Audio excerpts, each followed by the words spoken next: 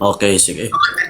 Okay, magandang gabi po sa lahat at shout out po sa 40 viewers at ako po ang tatayong moderator ngayon at akin pong ipapaalam na ako po ay hindi kabilang po sa bawat panig ng ating mga debater ngayon. Nandito po ako upang mag-moderate at maasahan niyo po na ako po ay magiging fair po sa bawat debater po natin. So, ito po ang rules. Babasahin po muna natin ang rules para sa kalaman po ng ating bawat debatista. Rule number 1, sagutin muna ang categorical question bago magpaliwanag at kung wala sa categorical ay sumagot ng both or none of above. No, rule number 2, patapusin muna ang tanong bago mag-objection.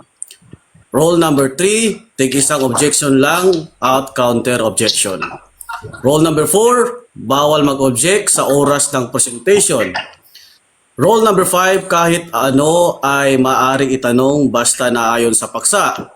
Rule number 6, kung ikaw ay nagpahayag at sumagot ng walang kinalaman sa paksa ay maaari itong itanong sa iyo. Rule number 7, bawal mag-add home at side comment. Rule number 8 at last na rules, kung may nalabag sa alinmang tuntunin ang moderator ang papataw ng kauklang aksyon. So, sa gabi po ito ay patutunayan po ni user na ang hypostatic union ay maling aral ng Katoliko. So, kapag nagsimula na ibigay po natin kay user ang oras ng kanyang presentation. Kapag nagsimula si user na magsalita. Wait lang, medyo minang ano ko. Okay na. Okay. Pag nagsimula ka magsalita, user, mag-uumpisa din ang yung time. Sige po. Wait lang, medyo mina yung ano ko, yung speaker ng ano ko, palubat kasi cellphone. Okay na ba? Okay na. Okay, start na. Okay, hello guys, ako nga pala si Barber King. Nandito at magpapatotoo na naman ang salita ng Panginoong Jesucristo. At ano man ang masabi ko dito ay yun ang ibinigay sa akin ng pagkaunawa ko sa Biblia. At ito ay hindi galing sa akin kundi galing sa banal na espiritong nananahan sa akin. Okay. So, simulan natin sa Mateo 1:20 na sinasabi, nung si Maria nga ay nagdadalang tao, ay siya ay nagdadalang tao sa pamamagitan ng banal na espiritu. So dito wala tayong nabasa na si Maria nagdadalang tao at yung dinadalang tao niya ay sa pamamagitan ng Kristo na Diyos or Kristo Espiritu, wala. Ang mababasa doon, ang banal na Espiritu. Sa makatwid bagay, ang banal na Espiritu nga, ang naglilim kay Maria, nang ibig sabihin na naglilim, ay kinasama upang liliman. Ibig sabihin kasama ni Maria sa paglilim upang mabuo ang Kristo na siyang ipapanganak bilang Misaya, bilang tagapagligtas. Kaya nga yung tinatawag na hypostatic union na nagpangalan nga yung Katoliko, sa kanilang pag-aakala na ang hypostatic union nung nangyari ito sa sinapupunan ni Maria ay yung Kristo or berbo na kanilang pagkukuhanan nung pasimula daw ay naroon na yon bilang salita. Ang pangalan pala ni Kristo nung pasimula, siya daw ay salita. At ito daw yung sinugo ng Ama upang pumasok sa inihandang katawan. Mali po. Kasi yung Biblia, dinitalye niya yung kung paano nabuo si Kristo. Sa pamamagitan ng banal na Espiritu na naglilim kay Maria, nabuo yung Kristo. Hindi sa pamamagitan ng berbo, kundi sa pamamagitan ng Espiritu Santo. Ayun yung pagbuo ng hypostatic union. Sila'y nagsama sa sinapupunan ni Maria, nagtabi lang. Kumbaga naging katulong sa pagbuo ng Kristo yung banal na Espiritu at nagbigay buhay, nagbigay ng kapangyarihan, pinuspos at pinabanal ang Kristong isisilang. Upang sa makatuwid bagay, siya ay maging haing banal sa ating mga kasalanan. At kung babalikan natin sa Pilipos 2:1-8 na sinasabi, bagamat siya ay nasaan yung Diyos, ay hindi niya inaring makipantay sa Diyos, bagkus hinubad niya at iniwan ng pagka-Diyos at nag-anyong alipin at nakitulad sa mga tao. Pansinin nyo, i-highlight nyo yung talatang anyong Diyos. Pag sinabi mong anyong Diyos, yun ay espiritu. Sa makatwid yung espiritu na yun ay may pangalan. Hindi mo pwedeng sabihin na walang pangalan yun. Nung pasimula, kung babalikan mo ang Genesis, ang tinutukoy na espiritong banal doon na may pangalan, walang iba kundi ang Espiritu Santo na kasama ng Ama ng pasimula. At ang Kristo na isisilang ay panukala pa lang. Sa Genesis, kung babasahin natin, siya'y panukala sapagkat ang Diyos noon ay Espiritu pa at hindi pa nagkakatawan tao. Na kung saan, nung pinarusahan at sinumpa si Satanas or yung ahas, ganito ang sinasabi ng Panginoon.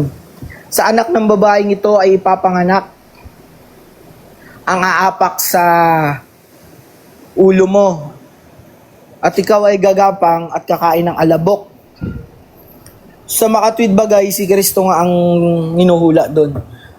Na nang pasimula siya ay espiritu na walang iba kundi ang Espiritu Santo. At maraming mga Kristiyanong nagtataka at naguguluhan sapagkat ang kanilang pinagkukuhanan ng konklusyon ay ang John 1:1 na sinasabi, nang pasimula, ang salita ay Diyos. At sa sumunod na talata, at ang salita ay sumasa Diyos. Ang berbo doon ay hindi literal na pangalan ng Diyos. Ang berbo doon, sa makatwid bagay, espiritu. Sapagkat ang salita ng Diyos ay siyang ang espiritu na nagbibigay buhay.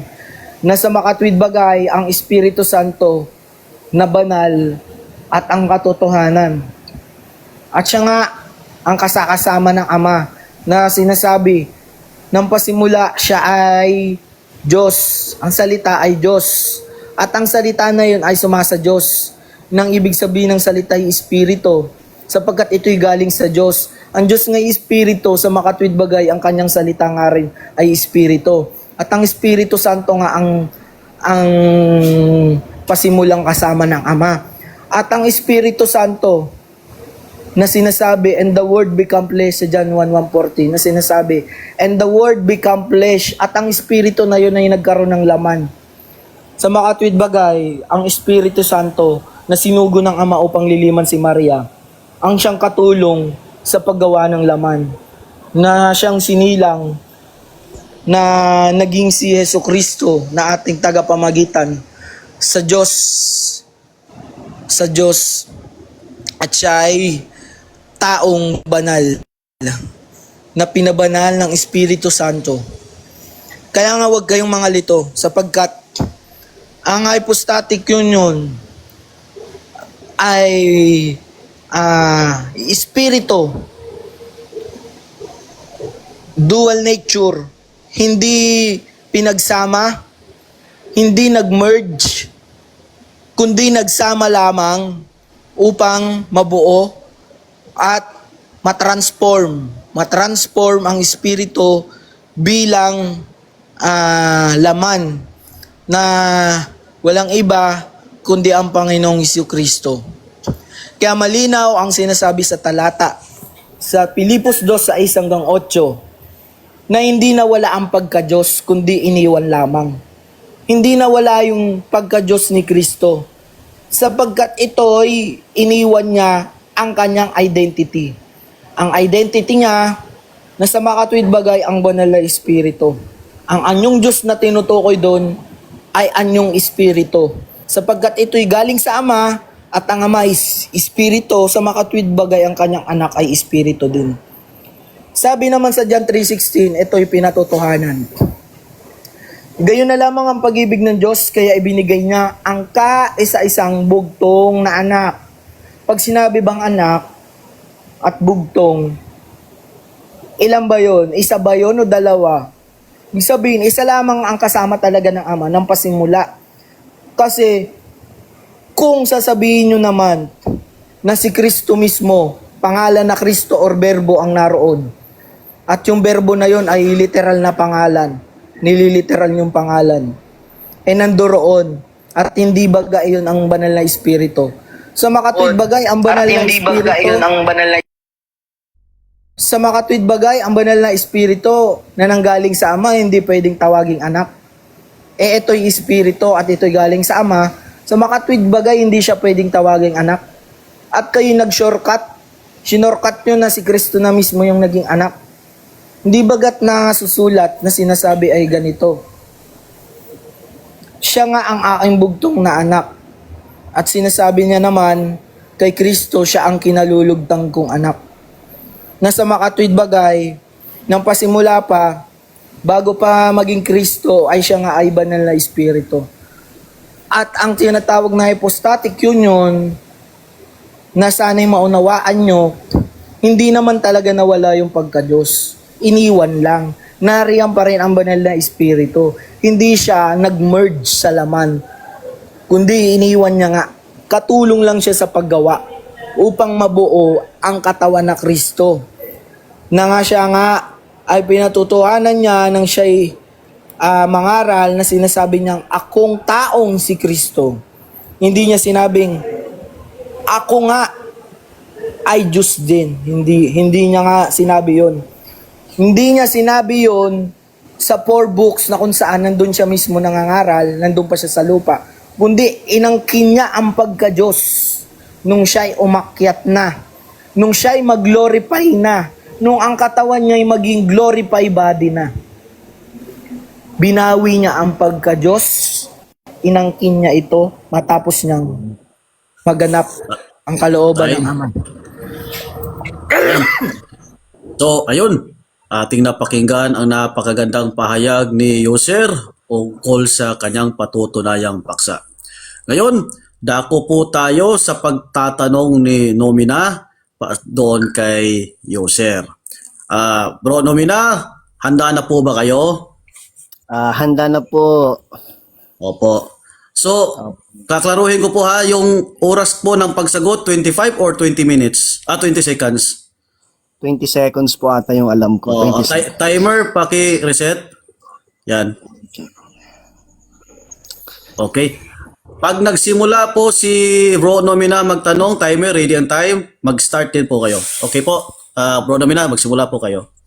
Unang tanong ko sa iyo, kaibigang User, okay ka lang ba? Ayos lang kapatid. Ako'y may ubo lamang. Kaya ang aking boses ay medyo malat. Okay. Sunod na tanong. Sa tingin mo, pagkatapos ng debateng ito, gagaling ka ba sa ubo mo o lalala ang ubo mo? Okay. Ang ubong ito ay normal lamang kapatid. At mangyari ang kalooban ng Diyos. Pangatlong tanong. Sa tingin mo, naka-apekto yung ubo mo sa naging latag mo? Hindi kapatid sapagkat malinaw naman narinig ng ating mga kapatid na Kristiyano dito ang aking mensahe at ang aking paliwanag. Okay. Next question. Paki-spelling mo nga yung hypostatic union. Kapatid, sana pas na ako kasi gusto ko sana yung tanong na may laman. Okay, pass na siya, no? So, next question ko. So, alam mo ba yung spelling ng hypostatic union? Okay, pas na ako kapatid. Gusto ko yung tanong na may laman kasi last debate ko na to eh. Sana naman pagbigyan mo ako. Gusto mo yung tanong na may laman. So, anong tanong ang gusto mong itanong ko sa'yo ngayon na may laman? Depende sa kung anong hindi mo alam, pwede kong sagutin yan. Wait lang, tatayo lang ako. Alam mo ba yung paksang pinag-uusapan natin ngayon? Pwede mo bang pakiulit yung paksa? Okay. Patutunayan ko na ang hypostatic union ng Katoliko ay mali. Malinaw naman. Okay. Since sabi mo, patutunayan mo na ang hypostatic union ng Katoliko ay mali, Ano ang hypostatic union?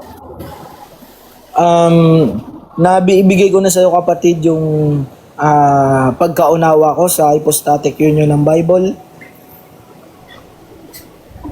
Tanong ko, ano ang hypostatic union ng Katoliko? Di ko na kailangan banggitin kasi mali nga at ako'y pinapatunayan kong mali at ang papatunayan ko at aking sasalisayin ay ang tama. Itinama ko na. Stop the time muna, Mali. moderator's time. Teka lamang bro, sorry. Nomina.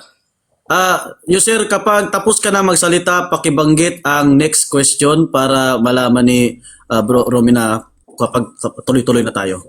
Ay, okay. Sige bro. Sige. Sige, sige, O, sige. next question. So sabi mo, mali ang hypostatic union ng Katoliko. Pero hindi mo masabi dito kung ano yung hypostatic union ng Katoliko, ganun ba yun?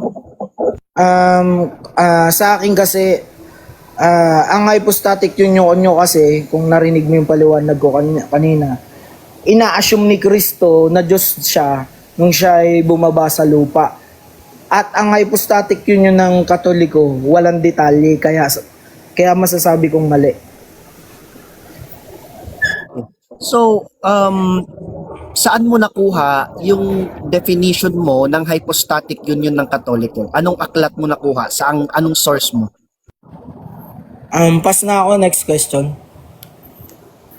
Naamin mo ngayon na yung mga sinasabi mo dito ay pawang mga haka-haka mo lamang at bunga lamang ng iyong guni-guni at malikot na kaisipan.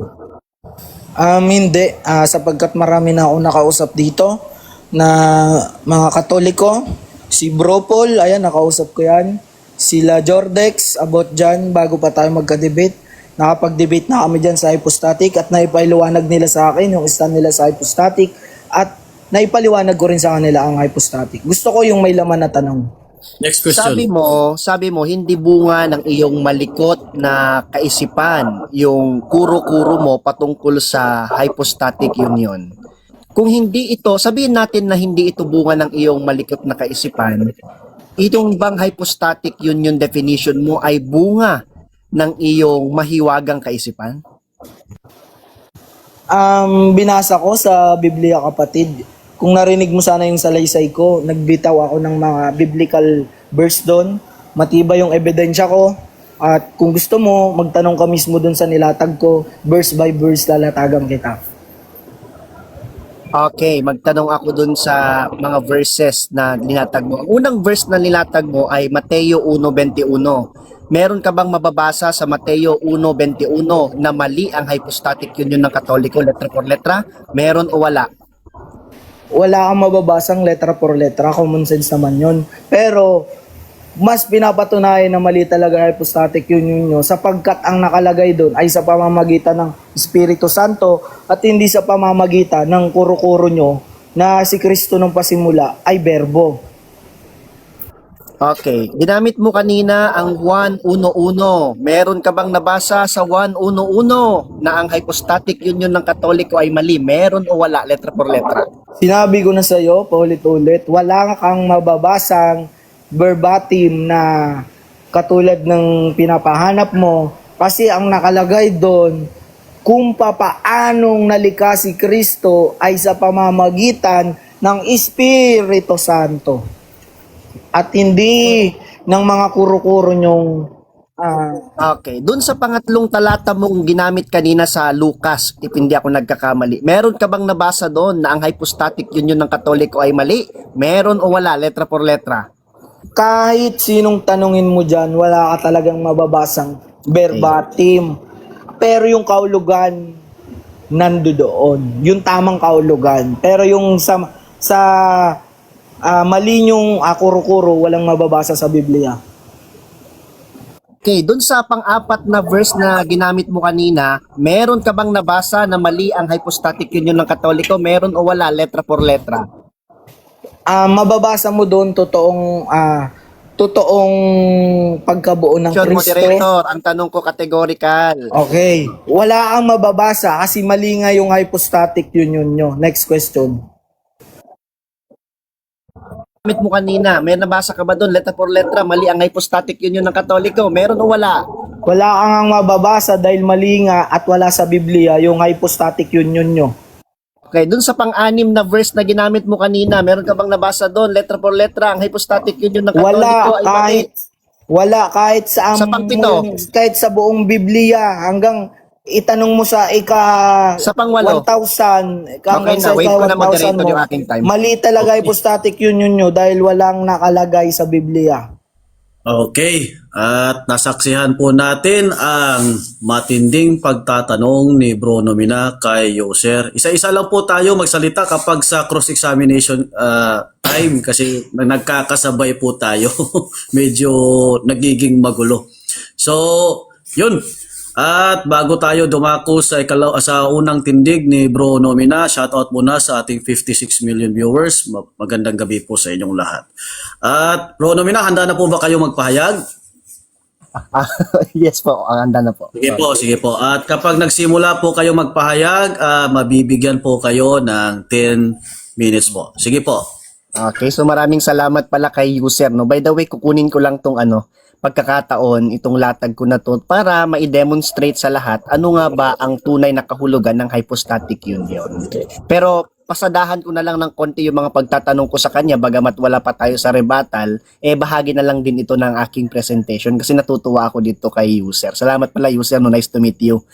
Tinanong natin siya dun sa unang talata niya kung may nabasa ba siyang mali ang hypostatic union ng Katoliko, wala. Sa pangalawang talata, mayroon bang nabasa? Wala. Sa pangatlo, wala. Pang-apat, wala. Pang-lima, wala. Pang-anim, wala. Pang-pito, wala. Pang-walo, wala. Pang-siyam, wala. Pang-sampu, wala. 11, wala. 12, etc. Wala lahat. Oh. Ano pang pagtatalunan natin kung puro wala pala? Ano ba naman yan, brother? Ayusin mo. Ito na yung sabi mo, last na magiging debate mo. At least magiging memorable sa'yo ito. Di ba? Pero, syempre, pagkatapos nitong debate, ang ine-expect ko sa'yo ay mauunawaan mo talaga yung tinututulan mo na hypostatic union. Kasi nung tinanong kita, ano yung definition ng hypostatic union, hindi mo naman alam. Hindi mo masabi kung ano yung tinututulan mo. Hypostatic union ng Biblia, tapos hypostatic ng Katoliko. Pero ano yung tinututulan mo na hypostatic union ng Katoliko, hindi mo naman masabi kung ano yon, bro. Ano yan? Diba? Saka, pina-spelling ko sa iyo. Anong spelling ng hypostatic union? Di mo may spelling, di ba? Binasa mo na lang sana yung nasa poster. HYPOSTATIC-UNION. Hypostatic union. Ano po ang definition ng hypostatic union? Yan.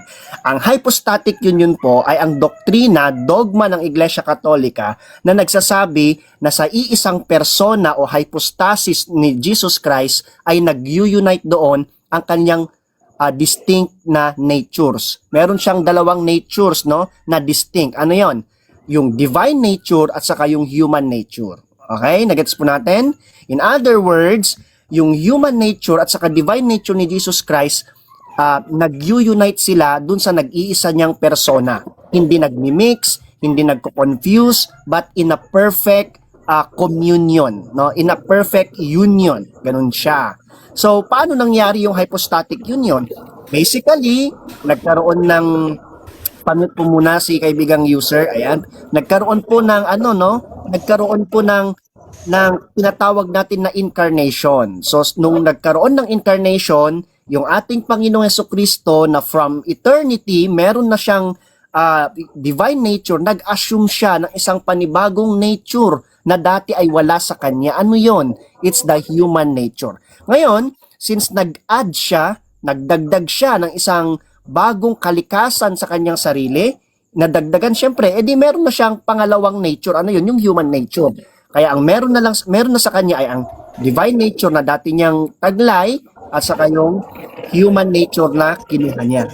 Ganun lang po siya, kasimple. Pero unfortunately, sa nangyaring patalastas ng ating kasama ay hindi niya nabigyan ng justice kung ano nga ba yung hypostatic union. At kung natutulan ba niya, hindi din. Kasi hindi nga niya alam kung ano yung kanyang tinututulan. In the first place, para matutulan mo ang isang bagay, kailangan alam mo yung ninenegate mo. Kasi kapag hindi mo talaga nauunawaan at alam yung ninenegate mo, ibig sabihin, kahit na anong gawin mong pag-showcase ng mga salita mo, hindi mo talaga ma-debunk, no? Or mapapatunayan na mali, no, yung hypostatic union or yung isang bagay na tinututulan mo. At kung hindi mo natutulan yung bagay na gusto mong tutulan, nananatili itong nakatindig na tama, di ba? At kapag ito'y nakatindig na tama at ikaw yung nagnanais na magbigay ng pagtutol, magba-bounce back sa'yo, ikaw yung magiging mali. Ayan. So, kapag po sinabi natin hypostatic union, no, meron po tayong tinatawag na hypostasis, no. Ito po yung person. Ibig sabihin, doon sa persona ni Kristo, doon nag-take place yung pag-unite ng kanyang dalawang natures. Yung dalawang natures po na ito, once na sila ay nagsama, ay hindi na po sila maghihiwalay pa. Kahit na nung namatay po ang Panginoong Jesucristo, nananatiling united po yung kanyang dalawang natures doon sa kanyang katawan na nakahimlay sa sepulcher at doon sa kanyang espiritu na pumunta doon sa pulake. Yun po, hindi po masisevere yung kanyang hypostatic, kumbaga, yung kanyang hypostatic union. Naka-unite pa rin sa kanya yung kanyang nature. Okay? But then, komplikadong usapan yan. Kung gusto niyo mag-attend po kayo ng lecture po ni Prof. Manny tuwing Sunday para po kayo ay matuto. Kaya ini-invite ko po si user na kapag po linggo, kasama mo na po yung mga alagad ni Manalo, mag-attend po kayo ng lecture po ni Prof. Manny upang sa ganun ay matuto po kayo ng tamang aral. At then, mag-attend din po kayo ng mga programa po namin sa Magistrate. Ano ito patalastas? So, meron pa po tayong less than 4 minutes, no?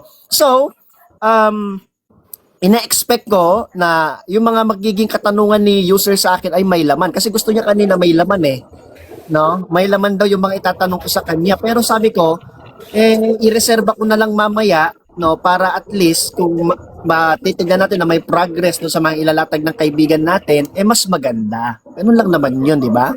Pero since Lent ngayon, actually, sa mga nagtatanong bakit ako nakipag-debate dito, wala, parang parang trip ko lang. No, hindi, nakita ko kasi na siguro magandang venue siya na in a different way, no? Ihayag ang katotohanan ng hypostatic union, no? Kasi I'm sure na lahat ng tumututol sa hypostatic union ay hindi nila nauunawaan kasi yung hypostatic union na napakagandang itinuturo sa atin ng Biblia. Colossus 2:9, di ba? Kahit na si Kristo ay nagkatawang tao, siya ay nanatiling Diyos. Nasa kanya pa rin, no? Yung kalikasan ng Diyos kahit na siya ay nagkatawang tao. Pero bibigyan ko kayo ng background. Bakit merong hypostatic union na nandun kay Kristo? Despite ng mababasa natin sa Biblia na siya ay nagkatawang tao, na hinubad niya yung pagka-Diyos. So balik tayo sa Filipos 2, 1-8. By the way, wala pa akong hawak na Biblia ngayon. So purely stock knowledge lahat to. No, makinig din kayo mga iglesia ni Manalo para matuto kayo. Nung panahon na sinasabi sa atin sa Biblia na hinubad ng Panginoong Jesucristo, no, yung kanyang pagka-Diyos kahit na may pagkapantay sa Diyos at mag-anyong alipin at naging tao, pinanatili po ng Ama yung kanyang kalikasan ayon sa Colossus 1:19. Kung pinanatili ng Ama yung kanyang kalikasan o yung kanyang buong kapuspusan na manatili sa anak, anong nangyaring resulta? Colossus 2:9, siya ay tunay pa rin na Diyos, nasa kanya yung kalikasan ng Diyos, nasa kanya yung buong kapuspusan ng pagka-Diyos kahit na siya ay nagkatawang tao. So ano na lang yung ano yung hinubad ni Kristo? Ang hinubad po ni Kristo, yung kanyang hinihingi sa 1:17, Ama, pagkaloob mo na sa akin ngayon ang kaluwalhati ang taglay ko sa iyo, di ba?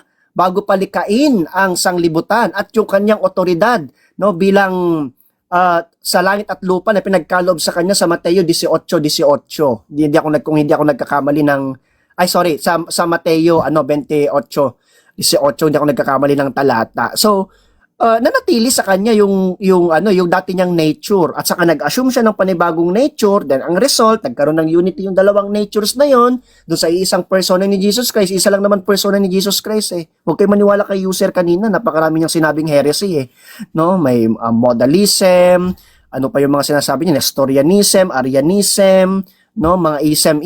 Sa amin sa Ilocano pag sinabing ism, smile. Siguro na kaya pala puno ako ng smile kanina habang naglalatag itong kaibigan nating si user. Siguro hindi ko tatapusin yung oras ko, grace period na lang, yung 1 minute, no? So, pagkatapos siguro nito, pwede ko nang i-wave yung aking time. So, moderator, wini-wave ko na po yung aking time. And, at thank you sa napakaganda at napakainit nagpapaliwanag at pagpapahayag ni Bro Nomina. Bago po tayo dumako sa pagtatanong, lilinawin ko po muna Bro Nomina, user. Itong conclusion, bali ito na po ang huling tindig nyo po, ano? Okay na po yun. Okay lang po, okay lang po. Bali sa conclusion, mababaliktad ang posisyon. Bali ikaw po Bro Nomina ang mauuna dito at si user ang panghuli. Okay lang po. Sige po. Sige. At pagkatapos nyo pong magpahayag Bro Nomina ay meron pa ring cross-examination po dito. Sige po. Sige. So, yun at mabuti at naliwanag natin ang buong format ng debate. So, dako po tayo sa pagtatanong po ni user kay Bro Nomina. At Bro user, handa ka na ba magtanong? Andang-handa na. So, kapag nagsimula kang magtanong, magsisimula din po ang oras. Sige po. Okay. Bali gusto kong lasapin yung maigi yung mga tanong ko at sana masagot ng maayos ni Nomina at para sa mga nakikinig, okay? Kailan nangyari yung hypostatic union? Nangyari po siya during the incarnation. Kailan nangyari yung incarnation? Nung naglihi po ang mahal na Birheng Maria. Okay. Nomina, teka lang. Moderator's time. Bro Nomina, pa-request pasuyo po ako. Paki-next question po kasi nahihirapan po ang ating timer. Pwede naririnig yung boses mo. Opo. Pagka tapos na po kayong sumagot, paki-next question po kasi yung timer natin nahihirapan po sa 20 seconds. Sige po. Tuloy po kayo. Okay. So tinatanggap mo na nangyari yung... Wait lang, moderator. Sorry, nawala kasi yung sinasabi yung time. Kasi biglang nag-connect lang sa Nag-connect Sige, sa ulitin lang po natin ang tanong ni user para magsimula po tayo na sa umpisa. Tapos sagot po kayo, Bro Nomina. Sige po, tanong muna user. Okay. So, inaamin mo na nangyari yung incarnation or hypostatic union sa sinapupunan ni Maria, yes or no? Ipinaglihi ng mahal na Birheng Maria the very instance of her conception of the Lord, no, ibig sabihin nag-take place na doon yung hypostatic union. Okay, next question. Sino si Kristo nung hindi pa siya Kristo at nung siya ay Espiritu pa? Siyempre si Kristo. Siya ang eternal Son of God, the second divine person of the Trinity, eternal God. May He is the mababa... Logos. Oh, wait lang. May He is the Logos. Wait lang, di pa tapos. He is the Logos, di ba? Eternal Logos. Oh, the second divine person. Okay, next question. May mababasa ba tayong Espiritong Kristo sa Genesis? Yes or no? Ay, yes, meron by context, no? Kasi nga, ikaw na nagsabi, wala pang incarnation that time sa Genesis. Syempre siya Espiritu. Naniniwala ka sa yun, Espiritu si Kristo bago yan.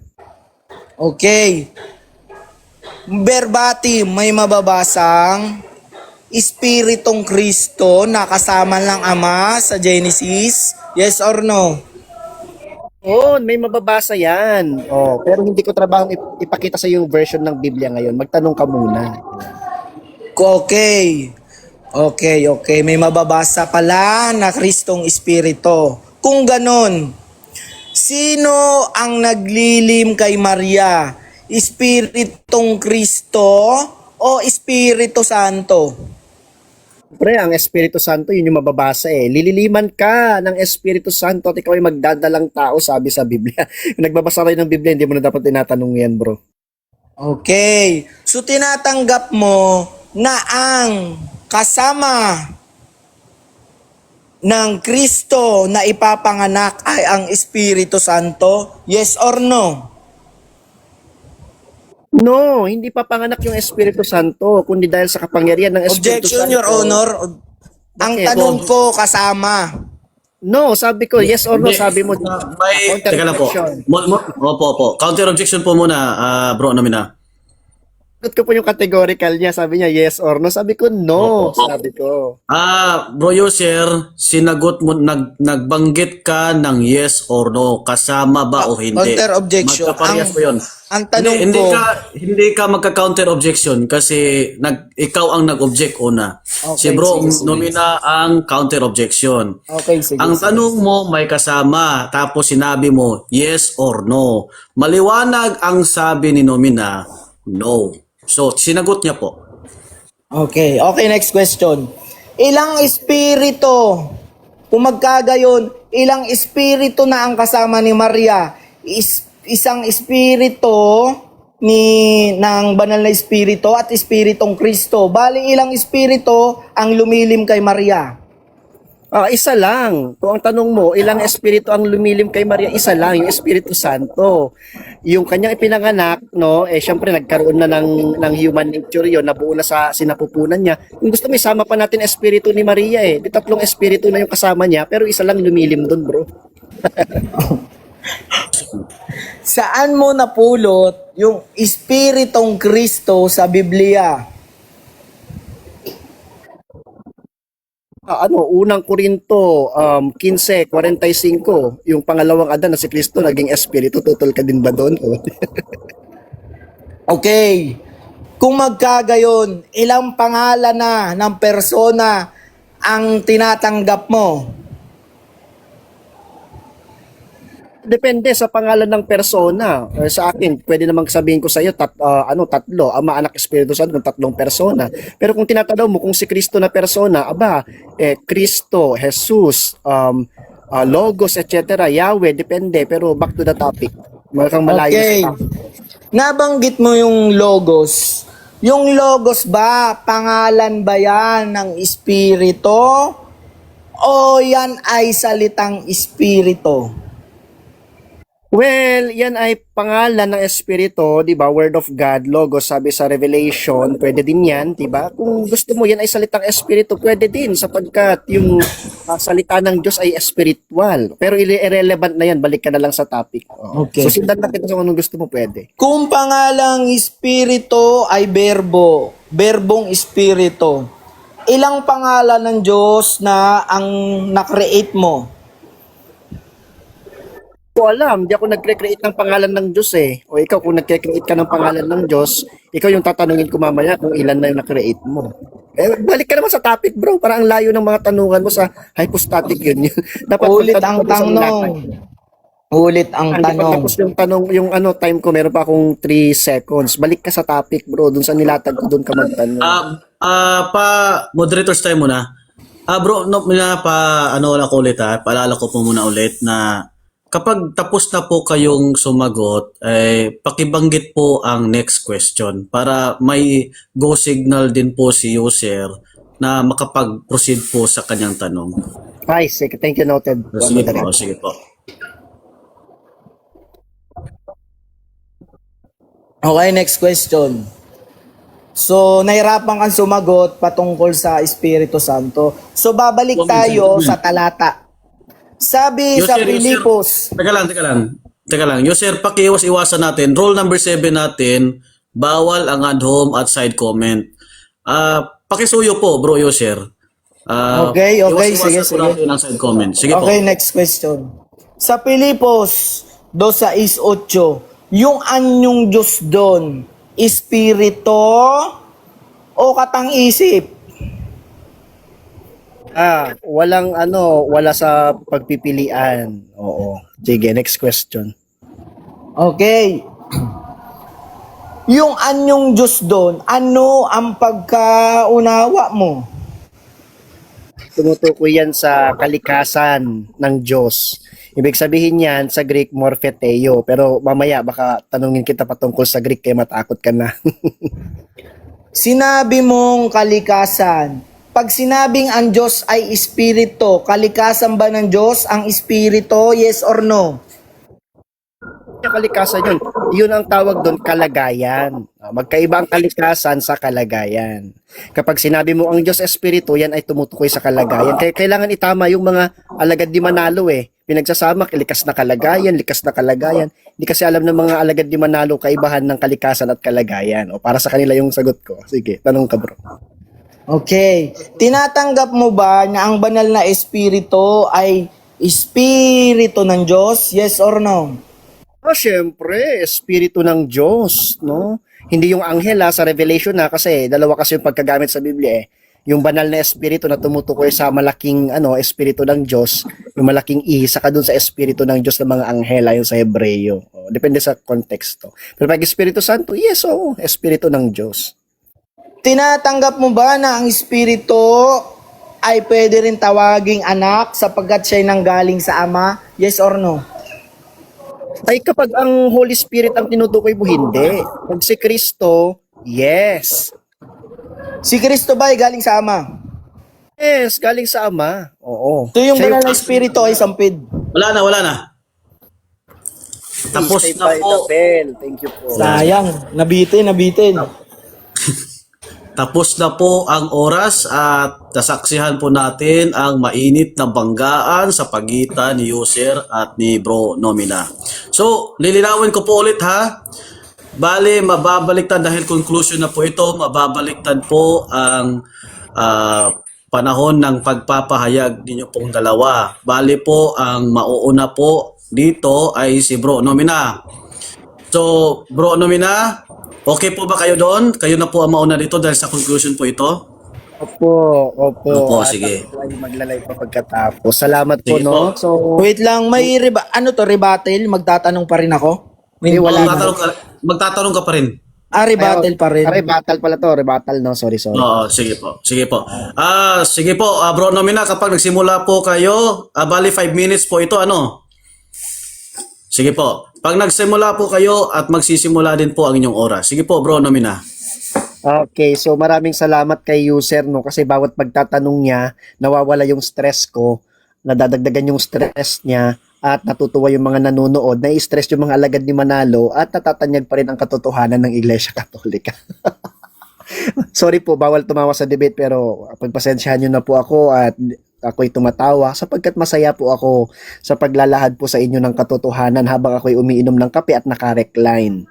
Ang katotohanan po ay hindi mabawasak yan, lalo na kapag yan ay turo ng Iglesia Katolika.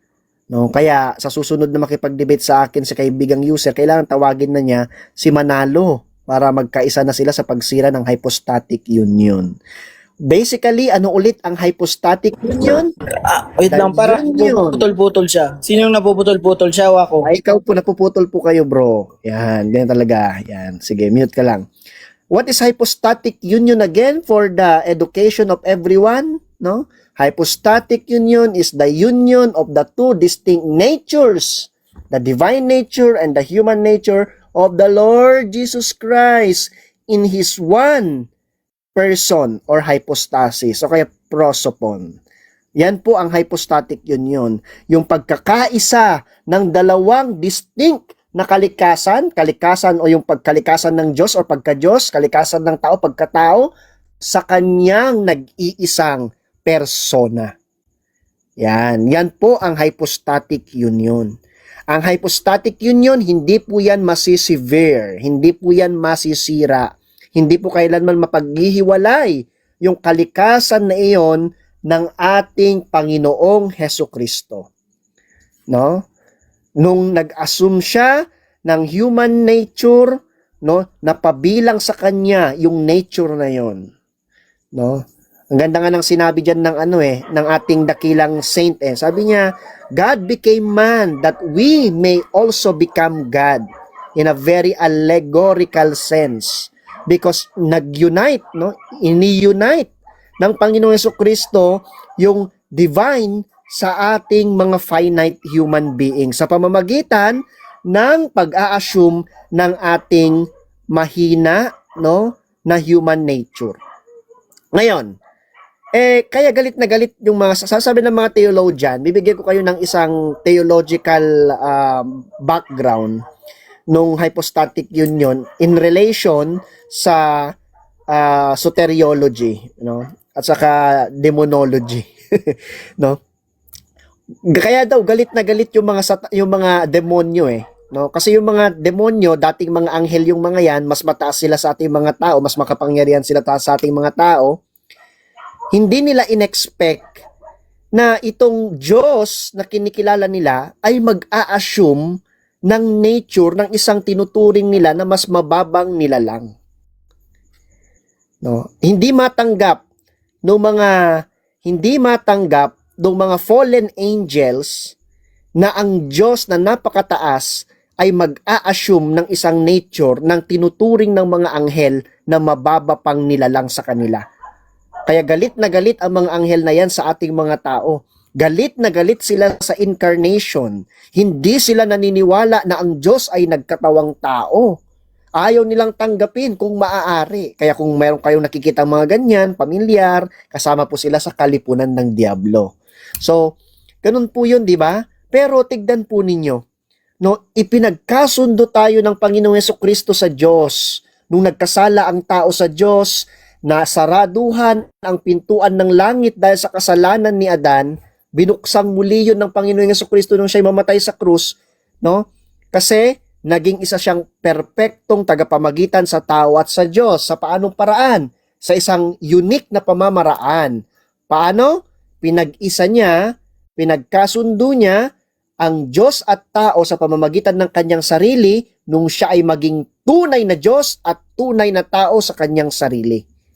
Kaya nga sabi ni Job sa Job 9:33, naghahanap siya ng isang makakayang pag-ugnayin, no, ang tao at Diyos. Naghahanap siya ng isang kayang hawakan ng sabay ang tao at Diyos. Wala siyang makitang ganun eh. Yun ay naganap lamang sa Panginoong Jesucristo. Kaya niyang hipuin ang Diyos at tao ng sabayan sapagkat sa kanyang sarili mismo naroon ang tunay na pagka-Diyos, naroon din ang tunay na pagkatao, user. Yan, user, ang tinatawag natin na hypostatic union.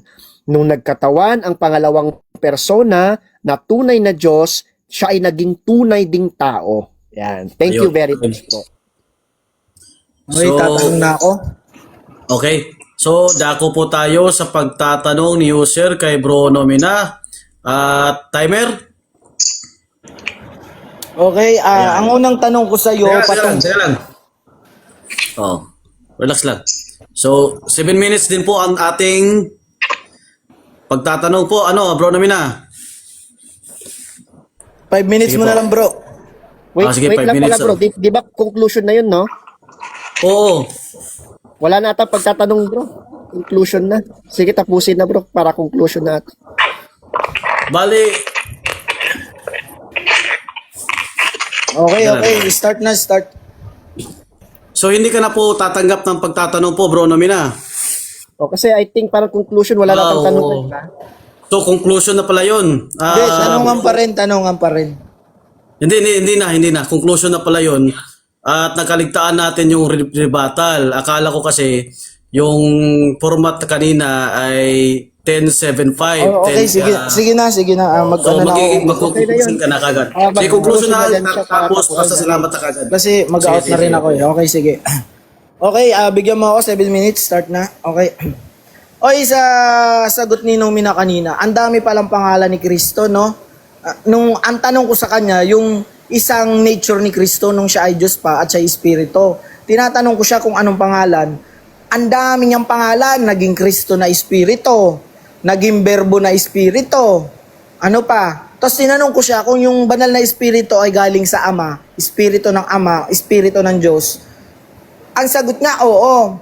So tanong ko ulit sa kanya, yung Espiritu Santo ba ay hindi pwede matawag na anak na Ama sapagkat ito'y nanggaling sa Ama? Hindi daw pwede. Kay Kristo lang daw pwede. So, tatanong ko sana sa kanya, kung nanganak ba ang Diyos ng Berbo na Diyos or Kristo na Diyos ang Ama? May Espiritu ba na Kristo na nanggaling sa Ama ng pasimula, sabi sa Genesis? Kung sasagbihin niyang oo, ganito sanang itatanong ko sa kanya. Sa makatwid bagay, ang Kristong Espiritu na yon or Berbong Espiritu ay galing din sa Ama. Siya ang anak. Dahil galing siya sa Ama. Sasabihin niya, oo. Pag tinanong ko naman sa kanya, yung Espiritu Santo, hindi pwedeng tawaging anak, galing din yun sa Ama. Ay, hindi pwede. So, ang labas pala kay Numina, yung Espiritu Santo, sampid. Ampon ng Ama. O baka sabihin niya, kapangyarihan yung Espiritu Santo. So, ang labas nun, Trinity na kayo, hindi na kayo Trinity. Kasi ang labas, yung Espiritu Santo, kung hindi man sampid, ang mangyayari, kapangyarihan lang ng Ama. So, kapangyarihan lang siya. Wala siyang persona. Wala siyang kaisipan. So, ang labas, mangyari, Trinity na ang Trinity, sila Numina, or ang Katoliko. So, mali talaga yung pagkaunawa nyo. Walang iba, sabi sa John 3:16, ang nakalagay dun, bugtong na anak, isa lang ang nanggaling sa Ama na Espiritu. Hindi dalawa, hindi tatlo. Walang Kristong Espiritu, walang Berbong Espiritu. Haka-haka nyo lang yan dahil di nyo mapag-unawa at hindi nyo matanggap na ang Espiritu Santo ang kasama ng Ama buwat pa ng paglikha. Espiritu Santo ang kasama ng Ama at nag-iisa lang. Kaya nga sinugo niya yung Espiritu Santo upang upang maging laman, sabi sa 1:14 ng Juan. At ang berbo, yung berbo kasi yun, hindi yung literal na pangalan, kundi tumutuko yun sa espiritu, salitang espiritu, which is may pangalan sa umpisa na banal na espiritu at siya'y naging laman. Naging laman. At sabi sa Pilipos 2:6 hanggang 8, yung anyong Diyos doon, yun ay kalikasan. Kalikasan ng Ama at kalagayan din yung pagiging espiritu. Kaya nga may binanggit na anyong Diyos dapat ang nakalagay lang doon, kaisipan ng Diyos or kapangyarihan ng Diyos. Iniwan ko ang kapangyarihan ng Diyos. Ano nakalagay? Anyong Diyos, bagamat siya'y nasa anyong pagka-Diyos. Pag sinabing anyong Diyos, siya'y nasa anyong espiritu. Nasa anyong espiritu siya dati at wala siyang ibang kasama na nagbuhat sa Ama, kundi siya lamang. Kaya nga, sino ang espiritong binanggit na kasama ng Ama sa Genesis? Walang iba kundi ang banal na espiritu. Kaya nga, si Kristo, ang dual nature niya, or ang another identity niya nung pasimula, ay ang banal na Espiritu Santo kamo. Kaya wag kayong malito. Yung sinasabing berbo, hindi pangalan yan, kundi tumutukoy sa kalagayan ng Diyos. Siya'y Espiritu at siya'y may kaisipan. Ang sabi doon, logos, kaisipan. Salita. Yung salita na Espiritu, mayroon ding kaisipan. At yun ay ang banal na Espiritu, may kakayahang magbigay ng kapangyarihan, may kakayahang magbigay ng dambuhay. At yung banal na Espiritu na yun ay nireveal niya yung sarili niya sa pamamagitan ng Panginoong Jesucristo. At ang Panginoong Jesucristo din na nag-reveal sa Ama at sa banal na Espiritu. Tayo Okay po na. yun, sir. Okay po. At marami pong salamat sa inyo pong pagpapahayag, sa inyo pong konklusyon. At muli, humihingi po tayo ng pasensya tungkol po doon sa nakaligtaan nating rebuttal. Dapat sana may rebuttal po pala. Nagkalituhan po tayo dito. At ako po ay naamin ko sa sarili, ako po ay nalito. So, pasasalamat na ako po tayo sa pasasalamat po. Mauna po si Yoser bilang affirmative at kasunod po ay si Bro Nomina bilang negative. Sige po Yoser, pasalamat po kayo. At may 1 minuto po kayo. Okay, maraming salamat sa lahat ng nanood, sa mga kapatid nating INC, Katoliko, Born Again, at kung ano-ano mang sekta. Ako yung magpapahinga na sa debate sapagkat sabi sa akin ng Panginoon, huwag kang gumawa ng mga bagay na walang kabuluhan. Huwag mong ibigay ang salita ko sa mga taong sarado ang pag-iisip, kundi doon lang sa bukas. At aking itinataas lamang sa debating ito ang pangalan ng Panginoong Hesukristo, ang hiwaga ng Trinity, ang hiwaga ng Apostatic, ang pagkakilala sa Kanya na siya at ang Ama ay iisa sapagkat galing sila sa iisang espiritu, kagaya naman ng tao na galing sa laman at galing sa iisang laman, kaya sa laman nga. At ang pinanganak sa laman ay laman, at ang pinanganak sa espiritu ay espiritu. Si Kristo nang pasimula ay pinanganak sa espiritu bago ipinanganak sa laman, at siya ay pinanganak sa laman kaya siya ngay laman lang. Kaya nga, huwag kayong mga lito, ang Ama at ang Anak ay iisa. Okay na. Maraming salamat. Ito na ang Yes, aking po. huling debate. Yan po. At dako po tayo sa pasasalamat ni Bro Nomina. Bro Nomina, pasalamat po. So maganda pala minsan meron tayong tinatawag na exercise. At feeling ko yung sinabi ng Panginoon kay user na huwag kang makipagdebate sa walang kabuluhan, dapat pala para sa akin yun na wrong send lang sa kanya. So by the way, nagpapasalamat po ako sa inyong lahat, no, kay kaibigang viewerista, sa lahat ng mga nanood at nakitawa, nakisaya ngayong gabi. Excluded na po yung mga manalista dito sa pasasalamat. At of course sa ating, okay lang yan bro, bro moderator, ganyan talaga ang mangyayari pag si user ang kadebate natin. Pero syempre nagpapasalamat ako kay user, no, sa mabait pala tong si user. Of course, yung mga kaibigan natin, no, andito yung aking mentor sa SPMS, mga kapatid ko sa SPMS, mga kasama ko sa Magistrate, yan, mga kasama ko of course sa The Polemics Corner, mga kaibigan natin taga Ethos Votum, sina-shoutout natin lahat ng Katoliko, sina-shoutout natin, at sina-shoutout ko din yung mga laging talunan na mga alagad ni Manalo, bawi na lang kayo next time. Oo. Amen. Ayun. So, dito po nagtatapos ang debating ito. Maraming salamat at pasensya po. Okay lang, para makapagpahinga na